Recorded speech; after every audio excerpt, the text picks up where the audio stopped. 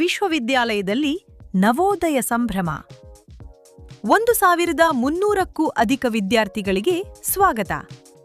ಹೊಸ ಕನಸು, ಹೊಸ ನಿರೀಕ್ಷೆ, ಹೊಸ ಕಲಿಕೆಯ ಪೈಳಿಗೆಯ ಪಯಣ, ಈ ಎಲ್ಲಾ ಭಾವನೆಗಳಿಗೆ ಸಾಕ್ಷಿಯಾಯಿತು ಆರ್ವಿ ವಿಶ್ವವಿದ್ಯಾಲಯದ ನವೋದಯ ಕಾರ್ಯಕ್ರಮ.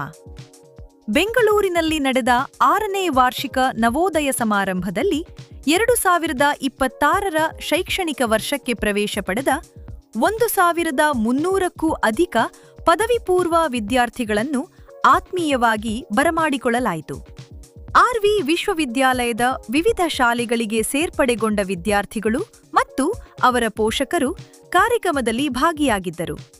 ಈ ವೇಳೆ ಮಾತನಾಡಿದ ಗಣ್ಯರು, ಶಿಕ್ಷಣವೆಂಬುದು ಕೇವಲ ಪದವಿ ಪಡೆಯುವುದಕ್ಕೆ ಸೀಮಿತವಾಗಬಾರದು.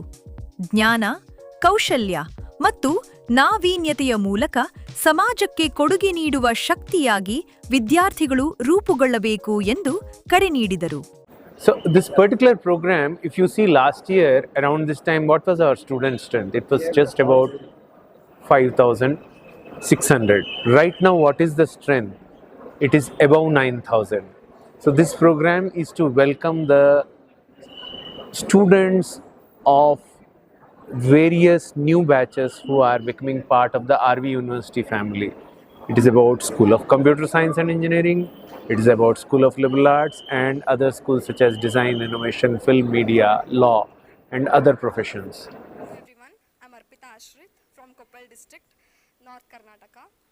The thing I would like to say about RV University is, again, RV, the name itself speaks a lot about the college. There's no doubt about it. What I really liked about the college or the institution is that the various school or institutions that they are providing, maybe the School of Liberal Arts and Sciences or maybe the design or all those things, and especially when it comes to my subject, I was really keen in getting the subject Politics and International Relations for undergraduation.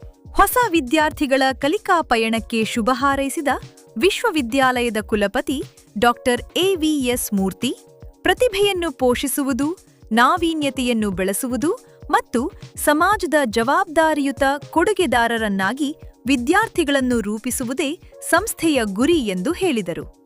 ಒಟ್ಟಿನಲ್ಲಿ ಹೊಸ ಹೆಜ್ಜೆಯೊಂದಿಗೆ ಆರಂಭವಾದ ಈ ನವೋದಯ ವಿದ್ಯಾರ್ಥಿಗಳ ಭವಿಷ್ಯದ ಕನಸುಗಳಿಗೆ ಹೊಸ ದಿಕ್ಕು ನೀಡುವ ವೇದಿಕೆಯಾಗಿ ಮೂಡಿಬಂತು.